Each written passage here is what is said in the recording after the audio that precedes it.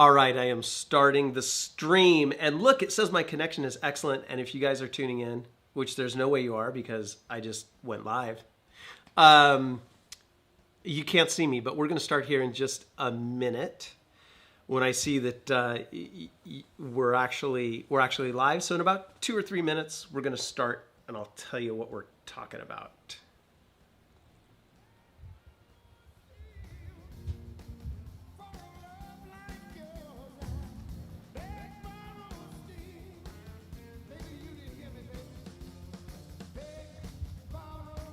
Hey Wolverine, how's it going?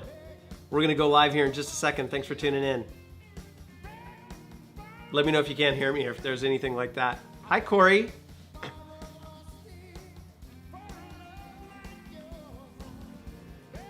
We are gonna start here in just a couple of minutes.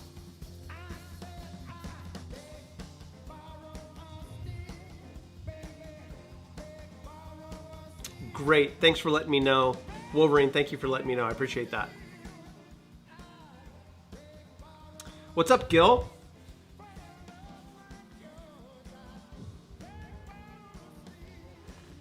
All right. Can I do a countdown, you guys? Is that all right? Can I be nerdical like that and do a countdown? I kind of want to. Okay, 3. Overlander, Wanderer, how's it going? Overland Wanderer, how's it going? 3, 2, 1. How's it going, you guys? Okay, now let me turn down this music here.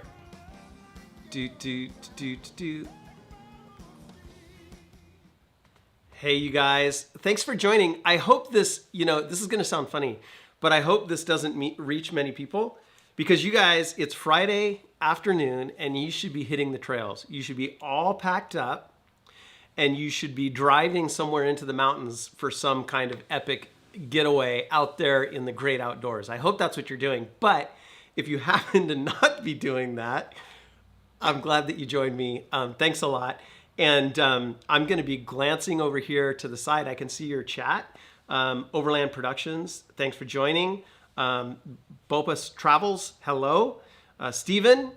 And thank you guys for hanging out. I'll be looking. If you guys say Overland Bound, all one word, then it'll highlight orange, and I'll see that there's a question. Overland Productions, you're still behind the desk. I'm sorry about that.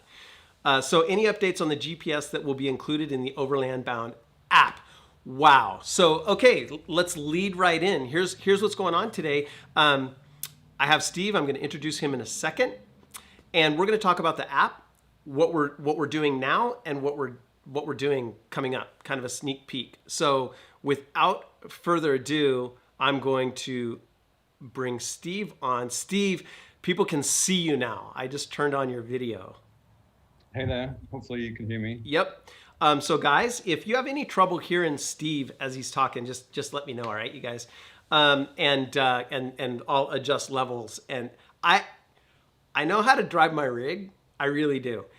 But when it comes to steering audio video equipment, it's hard. So Steve, thank you for joining today. I really appreciate it. Yeah, glad to be here, and how unusual to be on a Zoom call with you. I know. Yeah, how unusual. It's not like we do this every single day. You guys, let me do a little bit of an introduction to Steve. So Steve, where are you from originally? I'm from the UK. Modesto, California. He's from Modesto, yes. California originally. / the UK, right. Now you're a California resident. Go ahead. Yes, California. Yeah, I've been in the States for, I think it's 26 years now. Yep. 27 years going on. Yep. And then Steve and I have known each other for a long time. Steve is a really good friend of mine. He is Overland Bound's CTO. So he's our chief technology guy, lead programmer day to day. And so all the technology that you guys see in the app and on the web, Steve's responsible for all of that stuff. And he and I met. It's Steve's fault. You can all blame him. Steve, we've known each other for a number of years. We worked together in the game industry previously. Yep. Yeah. And building massively multiplayer online game. yeah, so scale is something that when I say scale, I mean like lots of people using an app. Steve is very familiar. It's one of his core areas of expertise as it grows bigger. And Steve, I gotta say, I always, whenever I introduce you, I always bring this up. But Steve was a CTO on one of my favorite games of all time, Command and Conquer Red Alert, way back in the day, and I spent way too many hours on that game. So anyway, we're very lucky to have Steve. He's been working in software. How many years? Like 2-3 years? Yeah, it's coming up for almost 40 years now. Yeah, it's amazing thing. Starting in the early 80s. So yeah, so he's been doing this quite a while.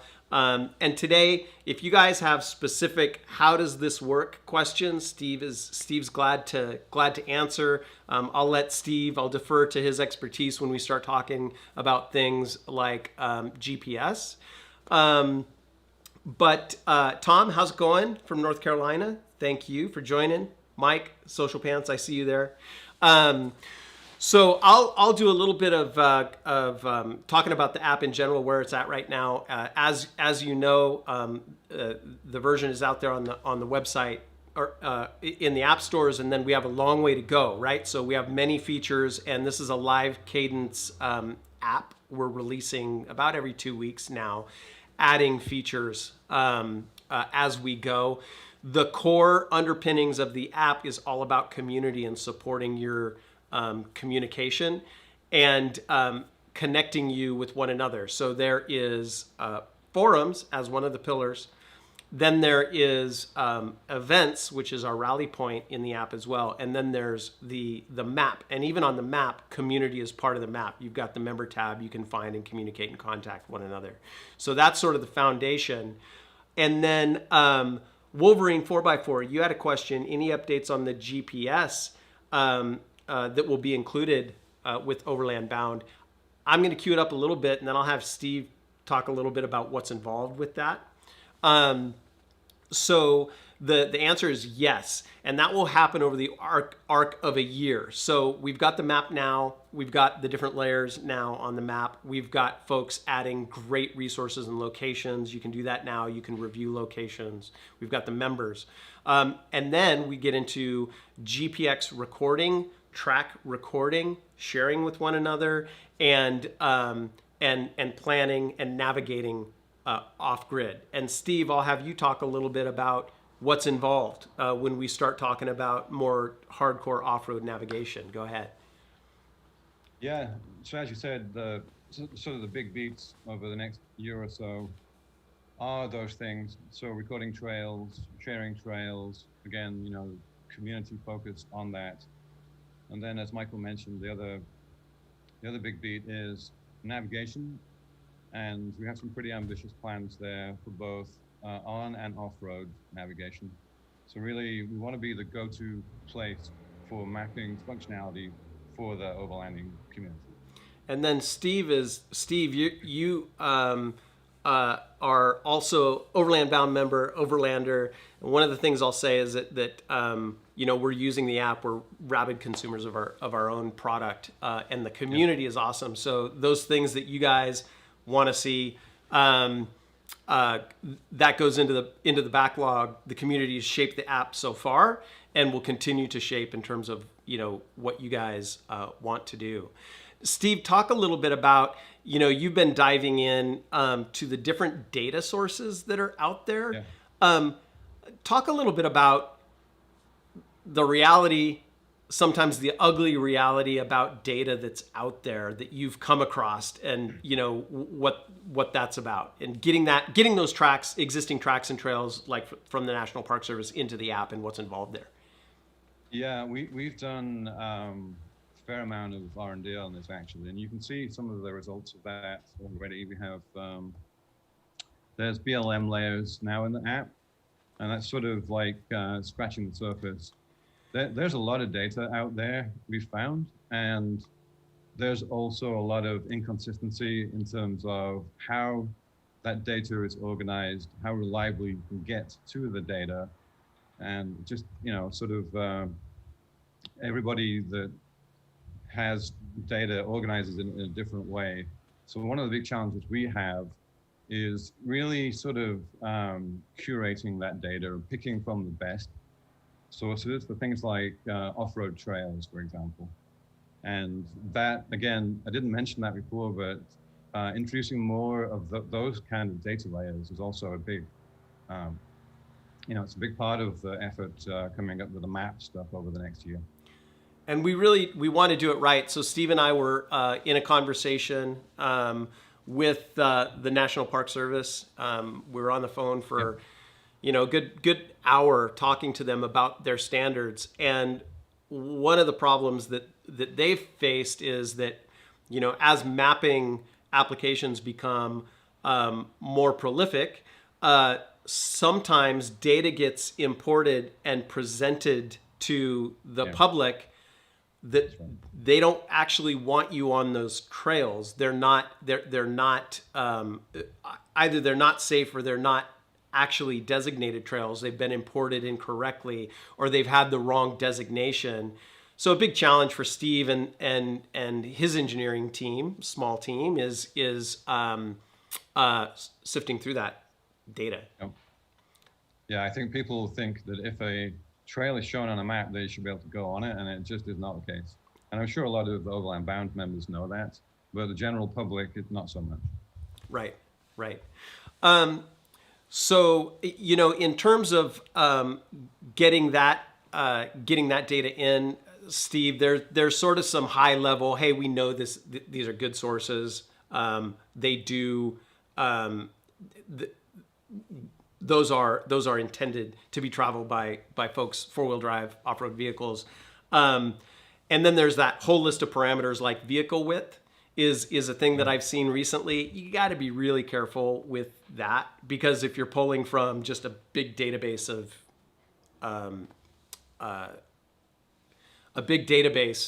it may or may not be, the quality of the data may or may not be high. Steve, talk a little bit about some of the things that we're doing to review, add info, things of that nature currently. Yeah, so people that have used the app will have seen some of this now. But again, it comes down to the community.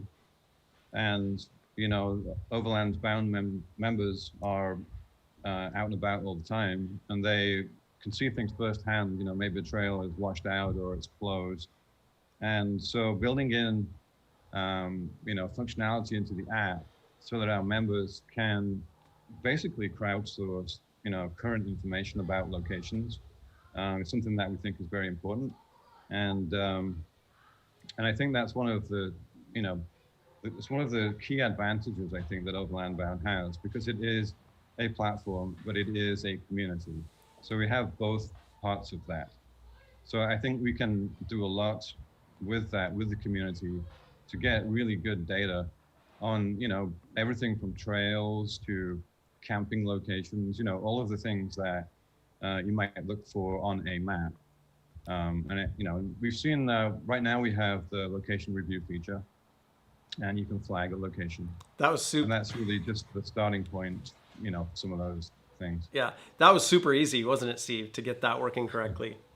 Yeah, a couple of days. Yeah. So you guys, one of the a little behind the scenes is, since Steve is on the technical side, I just know what the community wants, and I know what I want, and so I'll communicate that with Steve. As an overlander, he understands it, but he also understands the technical side of things. You guys just joining BKD. Hey, how's it going, you guys? Overland Productions, how's it going? I did turn Steve up a little bit. I hope that helped. If you guys have any questions for Steve that gets into the technical details, please feel free. He'll answer your questions. But the part of our relationship is I know on the feature side what the community wants and what we want, and so that gets presented to the team. Steve understands the technical side. He'll start talking to me about the technical details about, how it gets implemented. And I kind of go hand wavy. Yeah. And so that with the review feature, there was a little of that, right? Yeah. No, I think it works pretty well though, and it's very typical, and it's how we worked in the past. Yeah. Michael, owns the product side and is vision holder, and then I own the engineering side, and there's naturally Yeah. a discussion that happens around every new feature that we build, and how it should work. Yeah. And there are product requirements, there are technical requirements. Yep. So yeah, I think the fact that we have worked together for so many years, I think really helps us. There's no surprises. Yeah, I think we're surprised at least once a day, but I mean, it's on the scale of things, I think we do very well in terms of effectively building, like Michael doesn't often turn around and go, no, that's not what I wanted you guys to build. Yeah. So. Yeah, absolutely. So let's see. So Wolverine GPS. So there will be preliminary GPS support soon. And what I mean by preliminary GPS support is literally the map will follow you around while you drive, and that will be useful because all the locations we have on the map that we're improving over time. You'll be able to see those as you navigate, see where it is on your path. A little bit later on, a few months. But soon, it happens pretty quickly, actually. You'll get the turn-by-turn navigation inside the app. We want you to be able to stay in the app while you're doing turn-by-turn navigation to your off-grid locations. We'll introduce that. And a little bit further on, we'll have recording your GPX track and being able to save it. But all within sort of the time frame of a year. Okay, hey from RC Photography, hey from NorCal. What's going on? I'm from Humboldt County. I don't know where NorCal you're from, but I'm from way up north. Okay, Steve, what else should we hit? Oh, you know what? I'm gonna bring up the here. I'll do. I've got the app up. I want to point some things out to folks that they may not know yet. What should we hit, Steve? What's coming up? I don't know. I don't see what you see. Oh no, that's okay. You don't have to talk about what I'm looking at. I'll hand wavy thing. I mean, there's a ton of stuff going into the map currently. I don't know how much of that has sort of been shared. Well, one thing. One thing I'll talk a little bit about. You can support me is the layers, and I'm not sure folks sort of drill down into the layers that you can currently have, but you had mentioned BLM, national parks. We already have the real-time traffic and additional layers. In terms of layers, what else did you find out there that might be interesting to the group? I don't know if it's interesting. I mean, certainly some of the challenges we had to sort of deal with there were technically interesting. For example, I don't know if you remember, Michael, but initially the whole of Nevada was missing from BLM. You were like, there's no BLM land in Nevada. What's going on with that? And it turns out that data set is so big, it crashes the BLM ArcGIS server. Right. So like, it's literally, there's so many points of data in the Nevada BLM map that it crashed their server. Right. And so these are things that you don't expect.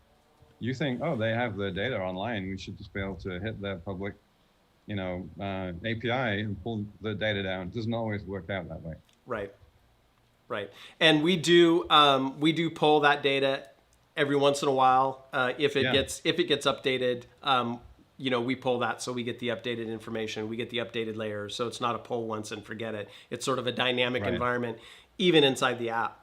So how often do we update points of interest versus rally points versus the layers? Yeah, I mean, rally points are instantaneous. They appear on the map as soon as they're created. Mm-hmm. Same with check-ins, which is coming soon, I guess, to the mobile app. But on the website, that's instantaneous. Locations go through the moderation queue, as you guys know. Yeah. But they appear on the map within a day of being approved. Yep. And so that's a good thing. That's a good thing to mention as well. When you guys are adding locations, they do go through an admin queue. So if you don't see them on the map right away, that's why. We want to ensure the quality of the locations that we are adding. So we review them once they're submitted, just to check, make sure it actually is a campsite. Make sure it looks like it is what it says it is. So it can take some time, but that's just because of the human factor, not because the technology takes time. We just actually approve it, when we see it. Yeah, and the thing with that too is, and I'm sure you've talked about this before, Michael, but the ability for members to flag a location or add a review to a location is new for the mobile app. Right. And you can flag a location for any reason. Like if it's closed, for example, that would be a good reason to flag a location. That, again, those reviews, and if you flag a location, that also goes to a human who goes and looks at that. Right. So it isn't the Wild West. It's very curated. Yeah. So this is an example. I brought up a review. This is my review because it's one of my favorite spots. So I just wrote a quick review. Actually, I did this during testing, so I knew where it was. A quick review for Dinky Creek, which is around Bald Mountain. You can upload your photos. You can even upload an album of photos if you want to. You can rate it and then type a description. So even if you want to rate it a 2, that location a 2, and then you want to give specific explanation for why it's rated a 2, you can do that and submit it. We'll review it, and it'll post up so other people can see it. And a little known fact, because this feature is very new. Not that you guys care about this stuff, but if you are the creator of that location, if you add that location to the map, you are always and forever the creator of that location. So we won't duplicate it. Somebody else puts that location on the map. What's our range? What's the duplication range, Steve? I'd have to go and look. I don't know. It is 13.5 meters. Yeah. But there's a range, so we do check if a location is duplicate. So you're always the creator of that location. Then other people can review it if they choose.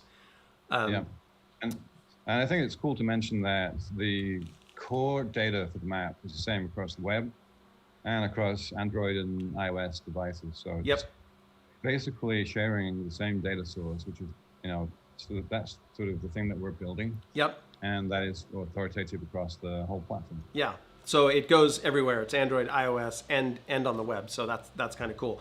So I got a question. If there's a change to a location, we flag it. That's correct.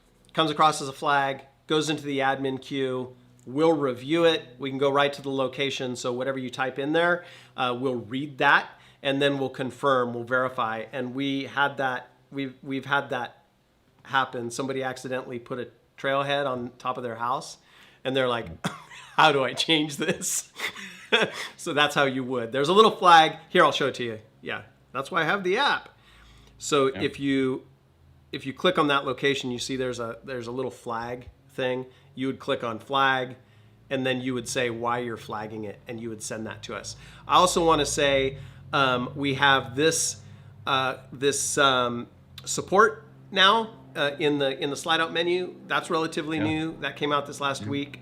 So you can describe what your issue is. You can upload a photo, and that goes to Corey and David. Thank you guys. But that goes right to support if you guys are having any trouble with the app. Bayern, how's it going? Alpine Outdoors, how's it going? Pedro, hello. Doing pretty well. Thanks for checking in.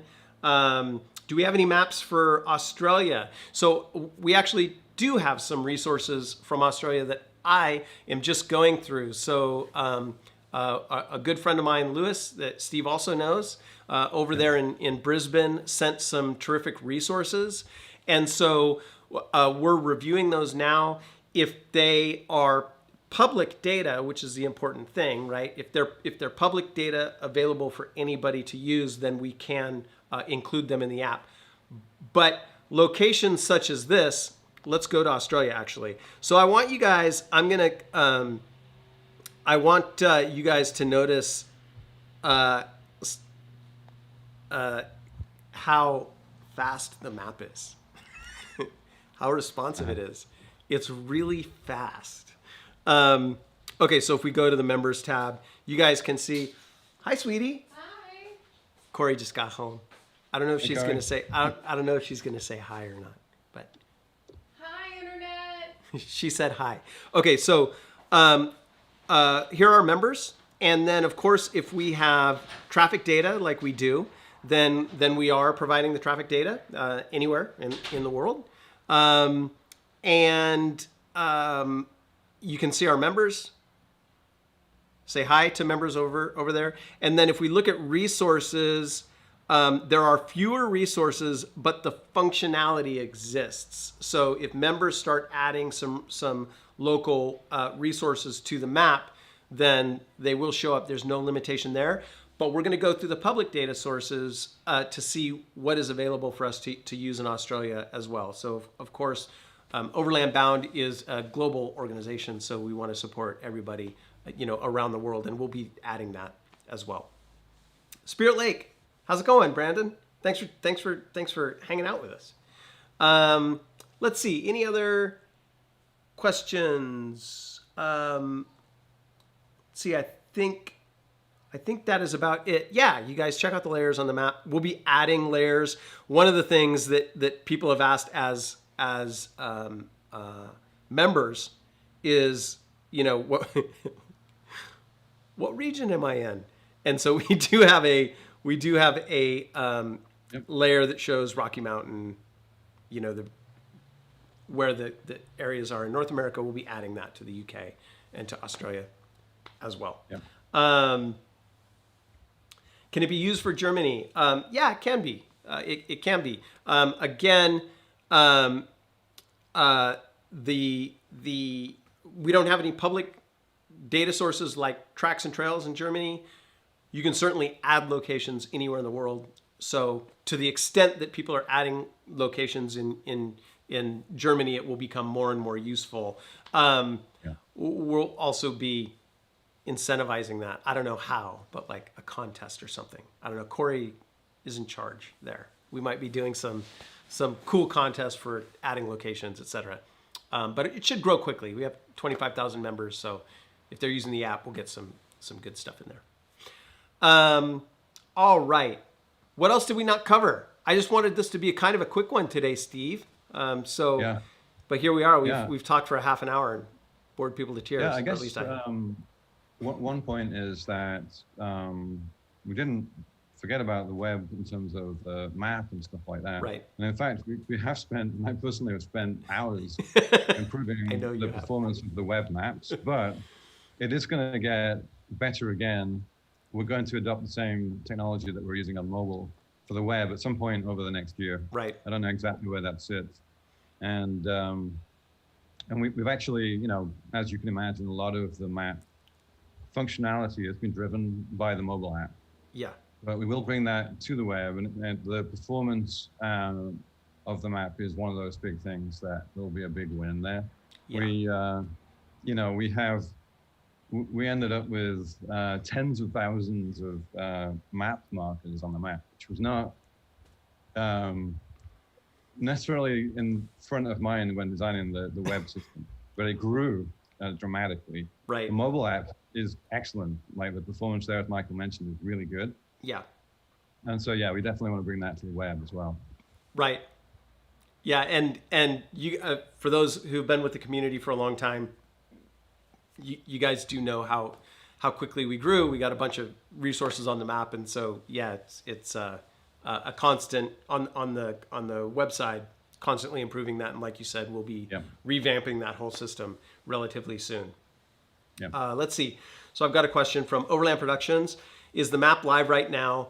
I'd love to use it next week in the Rockies. It is live right now. Yeah. So you guys can get the app on iOS and Android in the store right now. And we update it about once every other week. Sometimes we even do a release a week when we've got a bunch of great fixes.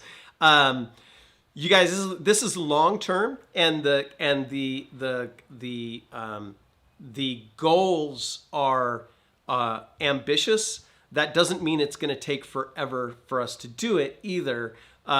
We had a ramp up to get the initial version of the app out, Now that it's out there, Steve and his team have hit this really good cadence. Things are happening really quickly, so it'll continue to improve over time. But some of the things are, if I put on my way out hat, telemetry as you travel and recording that, altitude and tracks with your tracks as you record it, being able to do all the things you expect to do while recording your track, like record your speed, your elevation, your moving time, your staying at rest time, your bearing, being able to save all that information, take a photo while you're traveling, save it to your track, be able to save that track as a private location, then share that with other people or not. And then because we do have the web component, the web platform, if you guys prefer to do your trip planning on a desktop, you'll be able to do that as well. But it'll all be seamless. You won't have to import your stuff. It'll be there. There won't be any tricky, like over the internet, emailing GPX files and that kind of stuff. So we have a lot of great stuff coming up. Yep. Crew tracking as well. I'm kind of going down the list, Steve, like of the things that we chunky things I think people will be interested in that we have in the backlog. Yep. Crew tracking. So I'm on a trip, get people's information, have them say, yes, I want to join your crew, and be able to see all 5 people on your map, whether you're coming from hundreds of miles apart or you're right together, being able to see where the other people are. 3D relief, navigation on the map, being able to see that in AR. It's a know before you go thing. So get an idea of that terrain relief. Steve and I have been going back and forth about the different options for the technology there. We know it needs to be responsive, but definitely some video game sensibilities in there. Right. So lots of great stuff coming up. Let's see. Kinlib, I know I'm probably not saying that right, but I'll try and answer your question. Will you be able to use it away from the phone system? I have a trip being planned next year through the outback of Australia. The answer to that is yes, as long as you have a GPS signal. So right now you can use it off grid currently, and it will geolocate you through GPS, and you don't need a cell signal to use that, but you do have to have GPS. GPS is available in most places, but it can get spotty if you get really remote.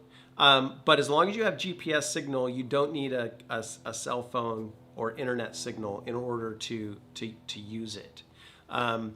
Now, you probably already know this since you're planning, but if you do go off grid, you want two-way comms, and that right now is going to be satellite comms, not through our app. You'll have to do, if you want two-way text communication, you'll have to do that through like Garmin InReach or something like that. So we don't have satellite connectivity in our app.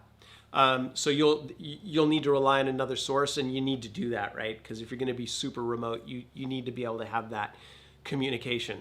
They're kind of spendy in terms of, you have to buy the hardware. They're kind of spendy, but it's insurance that you want to be sure that you have. Until Skylink satellites, the next 2 years, or so, 24 to 48 months, the Skylink network, may be available in even the remotest of areas, and then satellite comms won't be as necessary because we'll have global internet. Okay, traveling to Bopus Travels. I'm probably not pronouncing that right either. I'm traveling to New Mexico for the past 3 weeks. Not sure when it started, but I noticed it was tracking me. Could see resources real time. Okay, that's awesome. That's good. I'm glad. Now think of the Overland Bound app as a navigation app. Gets a little confusing because, as I said, our goals are ambitious. We're including community with every pillar of the app. Community with the map, community in the forums, community with events. And so you think of it as maybe forums or something of that nature, but at its core, it is a map app. So as long as the app is active, you will see that little notification in the upper part of your screen that says, hey, this app is active, and you probably gave it permission when you installed. You said, yes, use it as long as I'm using it. Well, the way to stop using that is just to close the app. You won't lose anything. Just close the app, and that'll go away, just like any other map app. As long as it's open, it's active because it wants to know where you are. And just close the app, and that goes away. Yeah, Thomas, Starlink is moving along. All right, I think you guys, Jack Walsh, how's it going, man? Thanks for saying hi. I think you guys, I think that's about it. Unless you want to toss in any final questions. I know it's kind of nerdical today because Steve's with us. Thanks for hanging out. We wanted to talk about the app, kind of where it's going. Lots of great stuff in it right now. It is free if you just want to connect with the community. When you start using the map resources, become a member. It is you have to be an Overland Bound member to support the team, and then you have the map access and all the locations. But it is available now. Steve, talk about your channel real quick over there on the YouTubes where people can find out what you do.